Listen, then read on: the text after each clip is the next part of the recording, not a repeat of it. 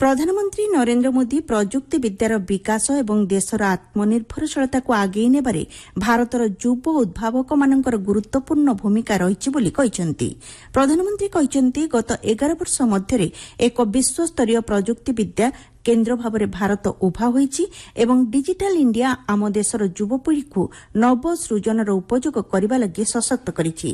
माई गव India द्वारा सामाजिक गणमाध्यम X ray दिया जाइतबा पोस्ट उपरे प्रतिक्रिया प्रकाश करी प्रधानमंत्री मोदी कहते प्रजुक्ति विद्यार लाभ उठाई नागरिक माने स्वच्छ शासन व्यवस्था रे अंतर्भुक्त होइछन्ति। डिजिटल इंडिया पदक्षेप प्रजुक्ति विद्या को सशक्त करने सह प्रत्येक नागरिकंक पई सुजोग उन्मुक्त करिछि एवं शासन व्यवस्था को नागरिक केन्द्रित करिपारिछि।